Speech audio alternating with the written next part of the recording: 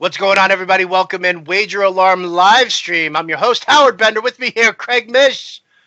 Wow! Wager Alarm live. It's the playoffs for the NFL. We're done with the regular season. We got the national championship just a few days away here. Where did it all go, man? Where did it all go? Yeah, we're down to the end here, and we had a great year. It was a lot of fun doing it, but the truth is that Monday night is the last college football game of the season. It's the national championship, which we'll get into a little bit here, and then, of course, every Friday night we were here doing the Super Contest, and that's over. But I guess, I don't want to say. Well, I would say two things. Congratulations to us for the Super Mini Contest, where we finished in the top 30 in the world here on Wager Alarm with a 17-3 record in the last 4 weeks. Is that correct? We finished third in the final 3 weeks with a 12-3 record, actually. Oh, third, but tied with a bunch of other people. So top, like amongst others, but yes, tied for third. So we were still inside. We were still inside the top 30 overall. Like we were tied for third. Gotcha. But we were in the top 30 overall, and there were over 2,700 people. That's incredible. In the mini contest. Yeah, we did incredible. I told you we would do well at the end. It just works out that way. And then for the season, look, we didn't finish in the money. We got close to 60% for the year, but this was our first year doing it together with each of us sharing picks. We got through 17 weeks of giving picks here on the stream against the spread with very little argument, by the way, on games where we both threw picks at each other. We kind of agreed for the most part on a lot of them. And that's, I think, something really big to take away because you can go back and now on demand, whether it's on YouTube or Periscope or on the Wager Alarm website, you can go back and see all of our live streams, whether we picked college or pro games. And look, am I going to say this is like binge watching Narcos? Maybe not. But you can go back and see everything that we did and kind of how we came to those assumptions and maybe use it for something that you're participating in next year. I know that we'll do the Super Contest, Howard, you and I again next year. Maybe we'll do the Golden Nugget College Football one as well. I think we probably should do that and jump into two different contests. But if you think that picking games against the spread is really easy, it's really not. And those of you who do pools each week and you're picking every single game because you have to, imagine just having to take 5 games out of those and make them your favorite. It is not that easy. So for our first year, getting close to 60% is a significant betting accomplishment. If you put your butt in any of the sports books in Las Vegas and bet every single game that we gave out on the live stream over the course of the season, you made a lot of money. You made a lot of money if you did it that way. We could have went the other way. We could have won 48%. We could have and even winning, remember, at 50 or 51%, it basically says that we're just like the rest of the world, but you really have to get into that 55, 56% in order to make money because of the juice. Everything is going to be minus 110, minus 115. There were picks that we gave on the live stream that the points were plus 2.5. We would have rather had plus 3. There's a cost per acquisition there. Instead of it being $110 to make 100, it's $125 to win 100. So there's a lot of things that go into it. But overall, understanding that a few things happen trend-wise over the course of the season that we picked up on. First and foremost, underdogs and home underdogs really ruled 2018 in the NFL. I mean, that went without saying. If there was a team at home and they were getting 3 or 4 points, we got them. You just take them. You don't even think about it. And it's not about who you like, and it's not about looking at a team as, I think they could win by 7. It's the opposite. It's going the other direction and understanding that the teams in the NFL, there's probably a huge difference between the Arizona Cardinals, Howard, and the Chiefs. Were they the best team in the league, would we say? Or the Saints? There's a big difference between those two teams, right? But everybody else is kind of the same. And so when they're going to give you 7 points or 6 points, you got to understand that it's probably better off, especially when your team is at home, to take those points. So that was certainly fun. I'm rambling here. One of the things that you showed me and that you taught me very early on is that double-digit point spreads. You want that underdog there, laying that many points. Can't ever do it. Laying that many points in the NFL is a huge deal. And we saw that with a number of different situations throughout the year. Buffalo towards the tail end of the season, second half of the season, we were like, really, you're really going to put Buffalo minus 14? Okay, I'll take it. Plus 14 for Buffalo. Yeah. And it worked out for the most part there. There are some obviously situations where it didn't, but for the most part, it really happened there. One of the other things that we looked at a lot, especially, and I bring from the fantasy realm into there, is the different trends that we start seeing in the teams. I'll say this, like I say that I write a column in the New York Post, Craig, but I was one of the first people who identified that the Seattle Seahawks were shifting their game plan and went with a run-first game plan, and then how we could have work in the betting with the spread based on who their opposition was, based on what they're doing. Everybody else is thinking that Russell Wilson's slinging the rock for 300 yards. And we hit that nice and early as well. And I think it was like week 3 where it got identified. You laughed at me for 1 week. No, I didn't. Yeah, it was hard to believe that. Listen, Seattle was probably my biggest mistake in judgment at the beginning of the season, and maybe it's just the case is that the coach is just really good. I mean, it's obvious at this point, even with a lot less to play for and losing of that Legion of Boom 7 guys or whatever they lost, and including Earl Thomas this year. Like no one even talks about Earl Thomas. It didn't even matter. So so that was an astute pickup by you for sure. In terms of the college, you can go back and watch our College Bowl stream. Where I'm going to say that I mean, I didn't grade it, but I'm going to say it was above 500. I don't know how high above it was significantly, probably in the close to the 60% range.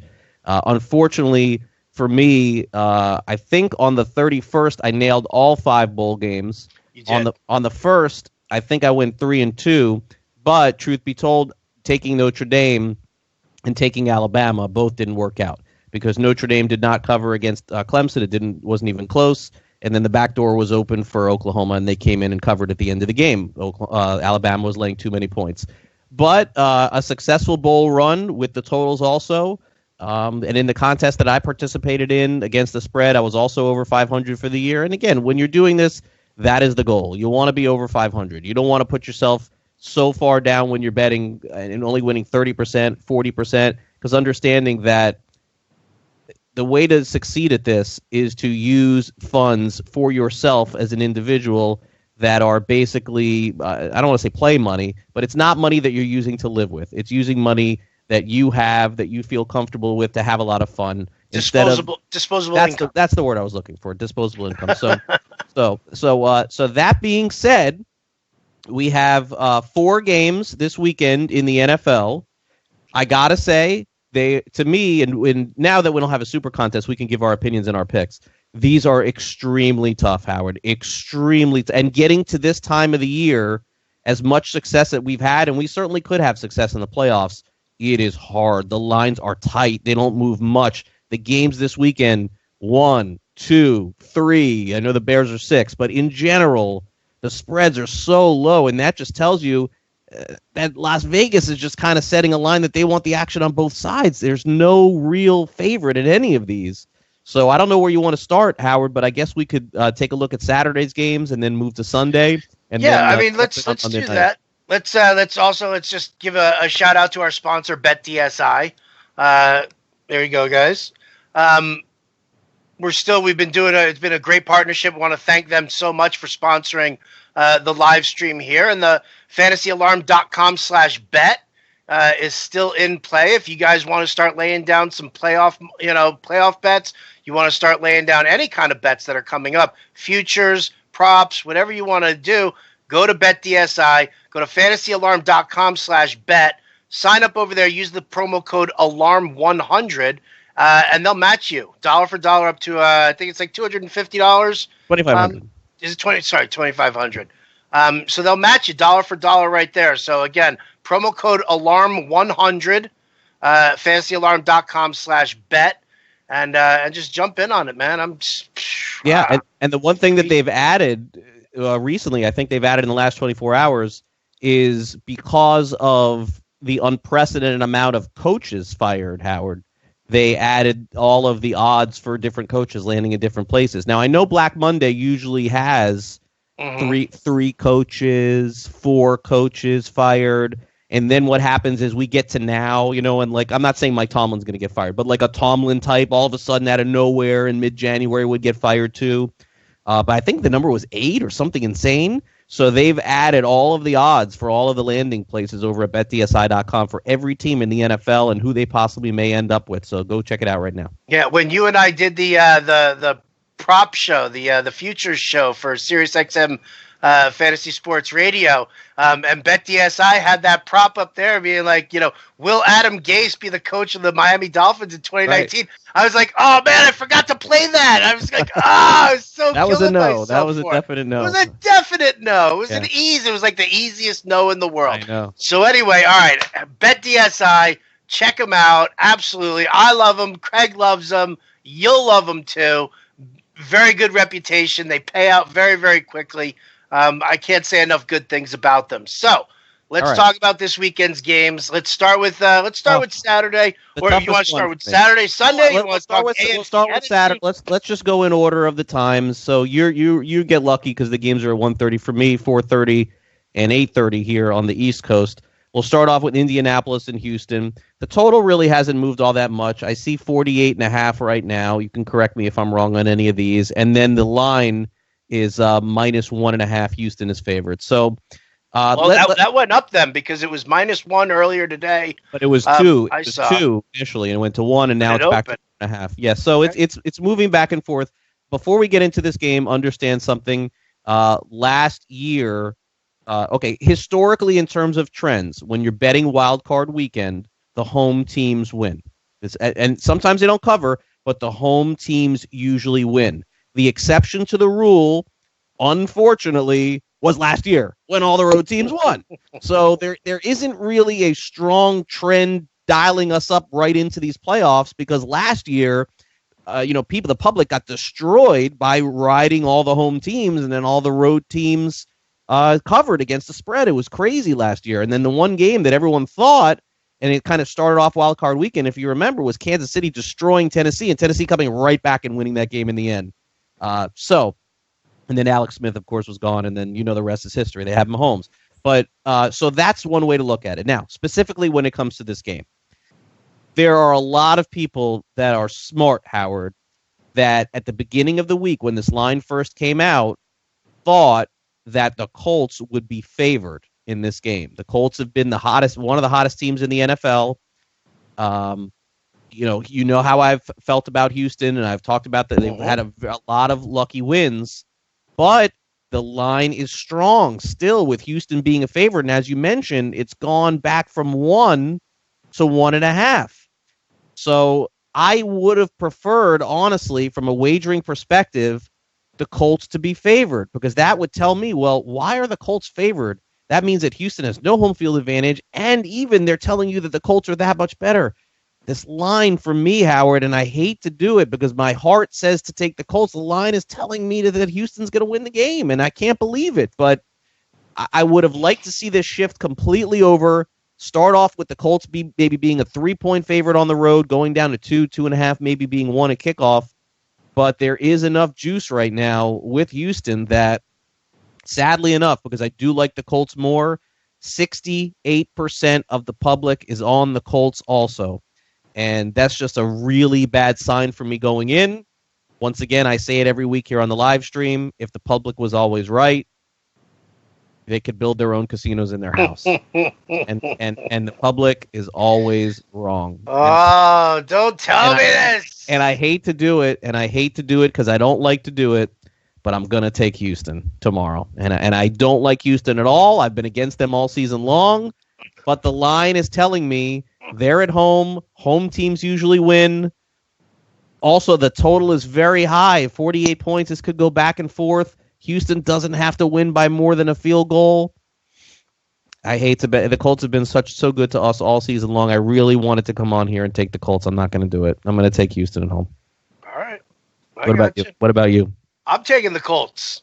All right. I'm taking the Colts here. I'm banking on a nice little Adam Vinatieri field goal.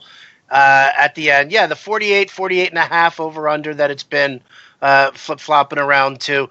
I think this turns into a shootout. I really do. I don't think either team's ground game is going to be very strong. Houston's secondary is one of the worst in the league right now. It's been one of the worst throughout the season. Got even more, more just disgusting as the season waned on. And, the Colts actually had a little bit of an improvement in their secondary, but they're still not really that strong. I mean, if you're talking about DeAndre Hopkins matching up with Pierre Desir, I mean, yeah, I'm going to give it to Hopkins all day long. Absolutely. I think Hopkins is going to have a great game. You look at the way these two teams have played each other this season. They split the season series. The two premium wideouts in this game, DeAndre Hopkins was like 205 yards on 14 catches, 2 touchdowns combined. T.Y. Hilton had 314 yards on 13 grabs. Didn't get into the box, but completely dominated the field there. What I look for in this is the fact that Houston, horrible against the tight end. Horrible against the tight end. Eric Ebron, Mo Alley Cox, both these guys, to me, are in play for short yardage touchdowns. So I like them. I like Zach Pascal as a sleeper wide receiver. Dontrell Inman has been good. Chester Rogers coming out of the slot has been good. There are more weapons for the Colts and the year that Andrew Luck is having. Deshaun Watson's year has been very up and down. He hasn't been as strong as he was in, before he got hurt last year. That's true up until obviously a few weeks ago, where he got much better. Yeah, but there's no consistency for it, really, and that's. I mean, he hasn't thrown an interception in almost a month and a half. So yeah, I mean, he's played. Listen, that's not me. That's not why I'm backing Houston. But right, you gotta. The reason why I'm backing Houston is because the public is on Indianapolis. I mean, that's part of the game that I play with this, and it's just very easy to look at Indy and say, oh my gosh, they're on the road, they're better. They should be favored, and you would be right there, but intangibles for me playing at home. The front for Houston is good. Let's give them credit for that. That's all. But we also just saw this year in the Super Contest, Craig, that the public really, like you told me at the start of the Super Contest, that when we look at the consensus top 5 picks, they always lose. They always lose. And we saw a much different trend this year here as well. So, we did, but in general, over the course of time, the public is going to be wrong more than I'm taking the Colts, Craig. And I like the Colts too. This is the game that I have the least strong opinion on. But again, I have to do it. I don't want to do it. What about the over/under? Do you prefer? I kind of like the over in this one. Because I do think it becomes a shootout. It could be. The unders have come in very strong over Wild Card Weekend the last couple of years. I think 7-1 or something crazy like that. I don't really have a strong opinion, so I'll go with your over, but I don't really have a strong opinion. Okay, so we're not recommending. Listen, the bottom line is that neither one of us feel comfortable enough with this game to tell you to go out and bet it. If you want to put some action on it, go ahead. Craig likes the Texans. I really don't. On all 4 games, I don't feel supremely confident, to be honest with you. I do feel more confident taking Seattle in Game 2 than I do taking Houston. Well, there you go. In Game 1. I'm good for Seattle also. Yeah, here we go. I do think Seattle wins this game. And here's why. Dallas has shown to me. Put it this way: if Dallas wins this game, this is going to sound silly. This sounds like I'm on one of those morning shows that are screaming at each other. But if Dallas wins this game, I could see them going very far. But we're going to learn a lot because I could see them rolling off a lot of wins. But I don't know which team's going to show up, man. Sometimes they look great, sometimes they look awful. Seattle is pretty consistent, and the one thing that you know about them, and this is why I like this, is that unfortunately we're only getting 2 points here. Online, I would definitely push this to 3 and make it minus 130 or 140, whatever it is. I would have to do the 3.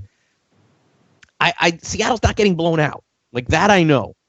But Seattle could blow out Dallas. They could do it. They could just run right over them. They could. And they have the weapons on the outside to do it.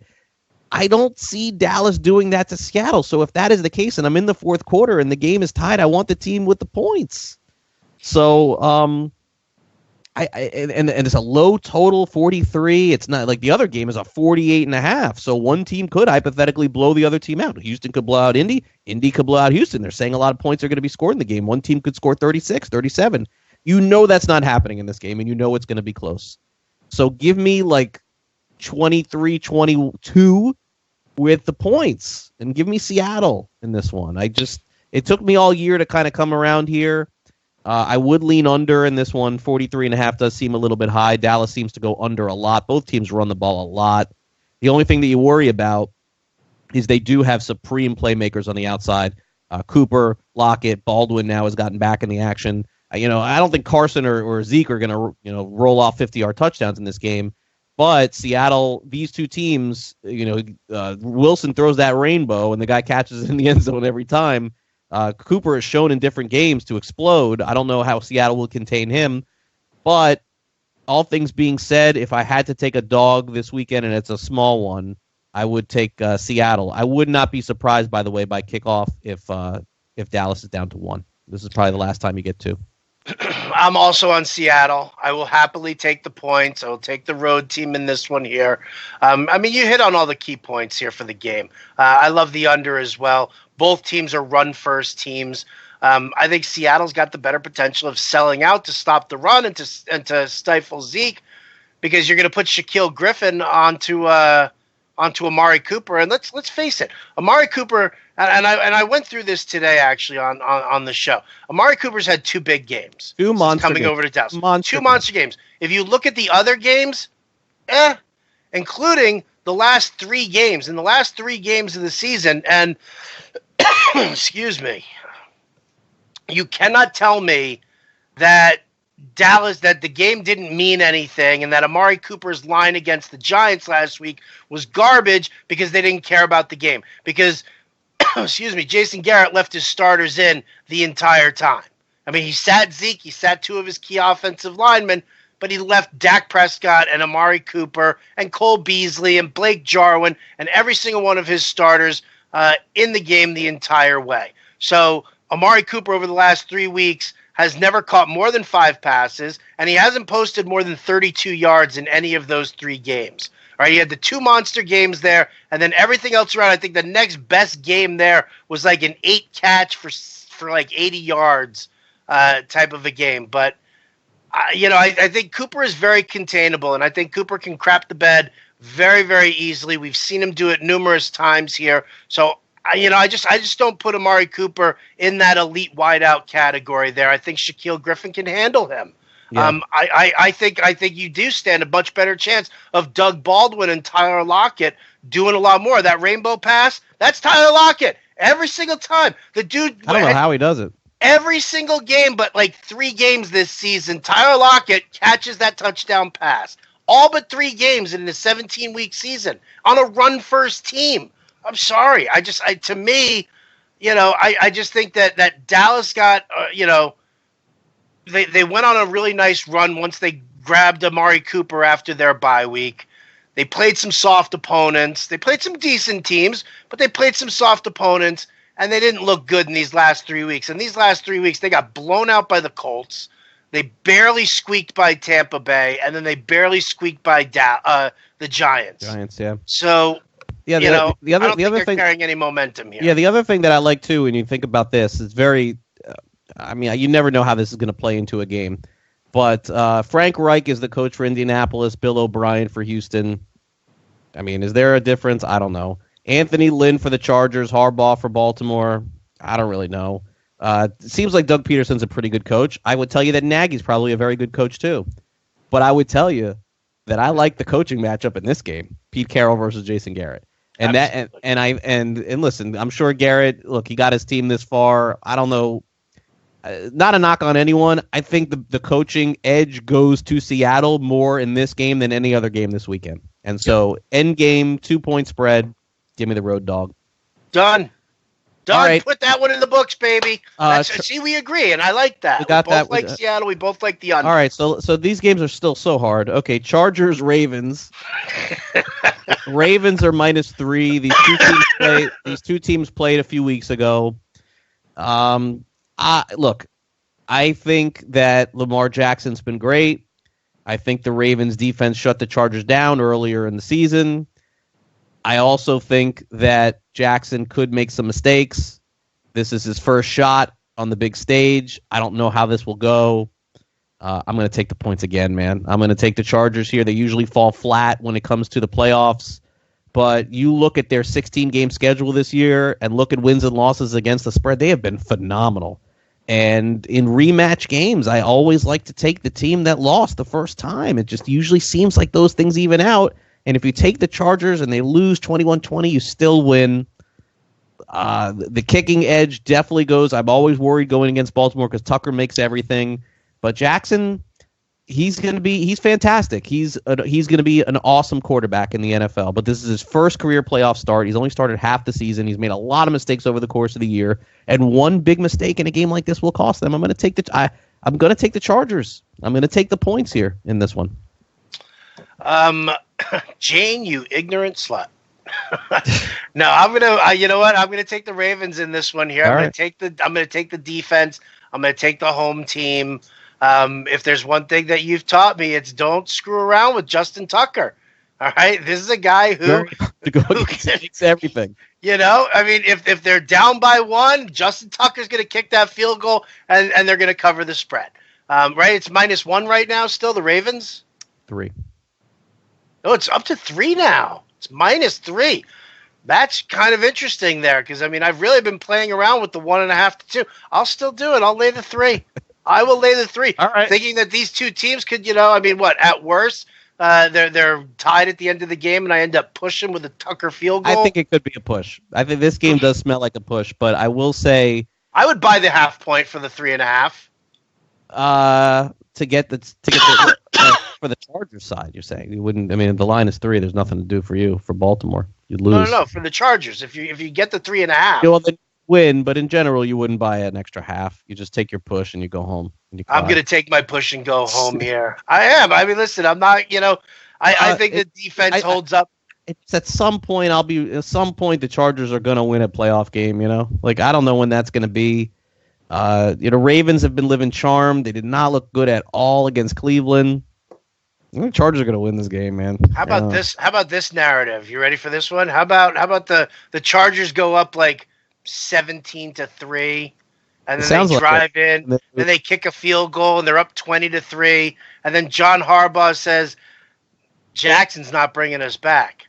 Hey, yo, Flacco. Could be. Joe Flacco comes in, all of a sudden, Michael Crabtree, Willie Snead, John Brown, Mark Andrews, they all have new life.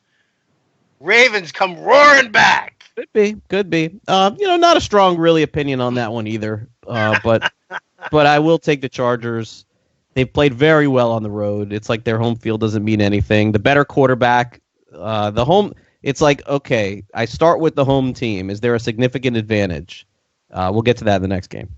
If the advantage is significant at home, okay, well then maybe I'll take that team. If that's not, and I don't think that is not, then I look at the quarterbacks. And Rivers, to me, there's a big advantage for Rivers versus Jackson, especially since the Chargers saw Jackson already once. But it would not surprise me. The Ravens' defense is fantastic. They could shut down the Chargers again. But in a rematch game, I'm always going to go with the other side, and I'll take the Chargers here. Last game. Over under. What is it, 41 right now? There's no way I could take the under with the Chargers being involved at a 41. They're just strictly going off the last game that they played. I would not touch that. All right. Philadelphia, Chicago, Howard. I'm going to lay the points here. I'm going to take the Bears. The line says the Bears. Everyone is running. All the money's on Philadelphia. Everybody is running to take Philadelphia. The public loves Philadelphia in this game. They're the Super Bowl champs. They're coming off it. There's a reason the line is 6.5. And I think the reason is that the Bears are going to spank them. I don't see Philadelphia. They were very fortunate to get to this point. It is Nick Foles. I'm sorry. He had the magic last year. I don't think it's coming against this defense and the Bears offense. I mean, I'll tell you, you were so right last week against Minnesota. Even though I went against the Vikings secretly, I was like, I just hope, I picked the Vikings to win the Super Bowl. I'm hoping they get in somehow.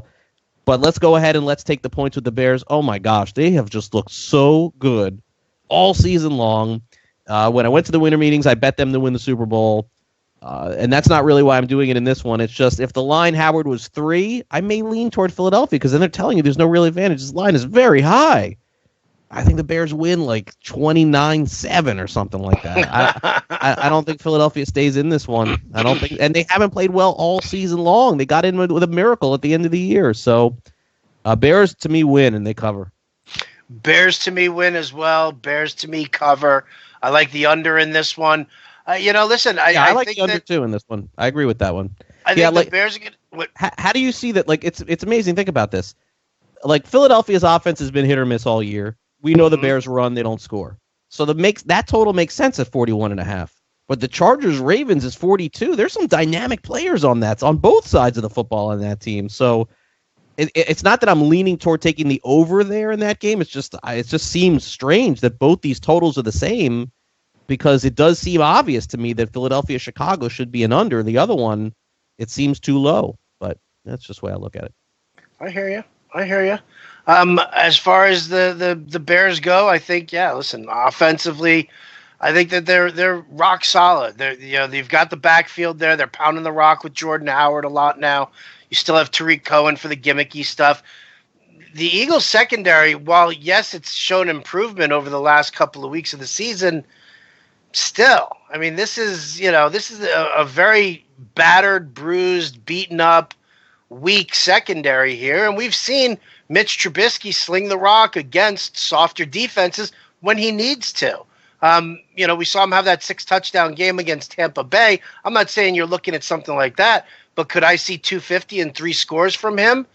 Yeah, I really could, because I just think that they're going to have a significant advantage here, and they're going to slow the pace of the game down, and just it's going to be one of those like what you see with Seattle. Is they run, and then Russell Wilson gets the ball inside the red zone, and he throws a touchdown pass. So all of a sudden, Russell Wilson's got 220 passing yards and 4 touchdowns. That's kind of where I'm thinking it could be the Bears are this week. It could be 7-3 at the half, it definitely could. It could, but you're going to slow it down. But the second half is when, look, Chicago just went to Minnesota in a game that Minnesota needed with their offense playing much better and smashed them.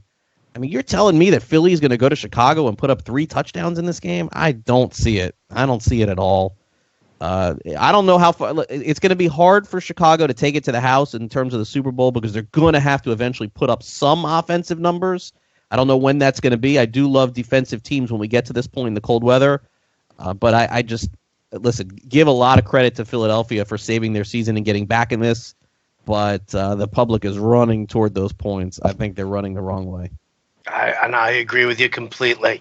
All right, so there you go. Those are our 4 games, a little breakdown, a little analysis, what we like, what we don't like. No, is this a weekend to start betting big? No, I don't think it's a weekend to start betting big. It's a weekend to take whatever you want and stop. And save some money for our Super Bowl show when we do there you go. Listen, and we'll have a whole explanation on props. I could give you a little bit of a little teaser on that, because some people will do props for the Monday night game, Clemson, Alabama, and I don't have any strong recommendations on that. But this is something that's not really known, Howard, that people should know, and I'll mention it again when we do our Super Bowl show. Las Vegas, when they make these props, Howard, as crazy as it sounds, you're going to think I'm making this up, they are going to make props, a few of them, that are easy to win. And you're like, wait a second. So wait, Las Vegas is willing to lose? Yes, because they know, sure. Because you're going to bet 1 million of them. You're not just going to bet one. You're going to bet. So there are going to be opportunities. Then you may say, that's a stupid statement, Craig. Well, then if Las Vegas knows they're going to lose, then why don't we take all of our money and put it on that prop? You can't. A lot of these places will only take $200, $500 on a prop. And they know that you're not going to, who's going to go to Las Vegas for the Super Bowl and they're going to see the total on Tariq Cohen's receptions at 4.5. Oh my gosh, that seems so easy. I got to bet it. Great. And you're just going to walk away and sit, watch the whole game, root for Tariq Cohen's 4.5 and stop. They know that you're going to bet 1 million of them. So they're willing to take some hits on these props because nobody can eat just one Pringle. It's not going to happen. You're going to eat. Your hand's going to get stuck in the jar. In the tube. You're in the tube. You're done. So we'll talk about that Super Bowl Sunday. I got you good on that one, right? Oh, yeah, you did. Oh, could be the cold meds. All right. Well, wait. So you brought up the national championship. Can we talk about that one there? What's the line? Give me the over under here, because this was just the line is 58.5 on the total, and Alabama's -5. Really, they're just -5. What does that tell you? It tells me to take Alabama. Really? I don't know, man. I don't know. What does it tell you? Can we do one of these Monday night? I'm going to take Clemson. Yeah? Yeah, I'm going to take Clemson. Look, they beat Alabama 2 years ago in the same spot. Alabama was a more significant favorite. This is very surprising that the line has come down. This is not where the line started off. Alabama was almost a touchdown favorite. This line is 5. Is this going to move down to where Alabama's only -3 or -4? I can't see that. Got to figure a lot of money's going to come in on Alabama over the weekend too. I don't know, but it's going the other way. It's going 5. It started off 6.5. The total was 60.5. That's come down. So look, Clemson looked great against Notre Dame. Obviously, that was a big misfire with me on Notre Dame. I thought that it's my exact analysis that I said I could not have been more wrong on that one. I said, "Oh, Notre Dame finally has some athletes. And they have no athletes. They couldn't keep up with Clemson. They just destroyed them." Alabama's defense is not that good. They showed that against Oklahoma. They've given up some points this season. Clemson has proven they could score. You're telling me how in the world is this total going to get to 58.5 without Clemson scoring 25, 30 points in this game? If that's the case, they're going to cover. So, yeah. So you're right. I mean, listen, the -5 right there, it tells you that everybody's going to say Alabama can win this one by a touchdown. And they're going to put the money on Alabama and they're going to do it. And yeah, if it was 8, I'd take Alabama. Yeah, absolutely. Because this is the exact same thing that we went through with the Saints in like week 16. It was like this weird 8.5 point spread, and I said to you flat out, I said, if there's anything that you've taught me this year, Craig, it's that the Saints are just going to beat the snot out of them, and you should lay that 8.5. The 5 points. If it's between 7 and 10, it's begging you to go the other way, and this is really not. So I'm gonna take Clemson, their quarterback, Trevor Lawrence. Man, I mean, the NFL is going to have Tua next year coming out, not this year, but next year, and then Lawrence the following year. Boy, I mean, he could be better than Tua. So Travis Etienne can run. I don't trust Alabama's defense. And again, just looking deeper inside the line here, if Alabama is -5 and the total is 48 or 47, then you say, wow, that means Alabama is going to shut down Clemson, maybe 27-10. It's 58.5. How in the bleep is this line so high? It's because Clemson's going to score. The line tells you Clemson has to score. Alabama, this game is not going to be 21-7. There's no way. They don't make a line 58.5 and there's only 28 points. Right. So I do think Clemson can win outright also. Not a terrible bet also, taking the money line. But it's going to be an exciting game, man. In general, we've seen some super exciting games. Last year, Georgia-Alabama was fantastic. A couple of years ago, Watson brought back Clemson in the same way against Alabama to win that game. These games, Howard, are usually awesome. So I look forward to Monday night. And that's what we got. It is what we got. You know what? I just want to make mention of this. The Georgia game, the Georgia-Texas game from the other day, dude, I was laughing my ass off because everybody and their grandmother was like, I can't believe Georgia's showing no heart. How do we not see this coming? Blah, blah, blah. And all I'm thinking is, Craig saw it coming. Yeah. Exactly as you called it. Exactly as you called it. It didn't work out that way for all the teams, but it was obvious that Georgia was they didn't want to be there. Texas definitely, look, I mean, I hate using the cliche of wanting it more, but man, Texas came out hard in that game. Yeah. And they dominated really from start to finish. So, if you think, also going back, by the way, to the bowl picks, the two biggest picks, I said Army and Northwestern, right? And Northwestern won the game outright. Yep. So we hit the Mish, the tussle of your hair right there. Got a haircut today. Anyway, thanks to everybody for watching these live streams for sure all season long. I guess we'll come back and do the Fridays. divisional round next week? Okay, cool. Yeah, we're going to do these. We're not going to do them twice a week right now, at least not during the slow time here, because I don't want to talk NBA. And Craig, did you want to talk NHL? Yeah, I think we'll pass. All right. So then we'll continue to do these Fridays through the football season, through the end of the Super Bowl. And then at that point, we'll actually probably keep doing them on Fridays, only because by the time the Super Bowl ends, Craig, we're going to start seeing a lot of MLB props coming up for the season. And we should definitely start talking win totals, because that's going to be a big one for us, I think. Yeah, and you can find some good values in doing that for sure. And then I'm sure that we'll do something special for the Super Bowl with the props and there's going to be that's always a fun time. That's really the best thing for me about the Super Bowl is that, and also something to keep in mind with the national championship game. I don't always get into betting live lines, first half, second half. Some people do. Having a family is kind of tough, but always keep an eye on what the second half line is.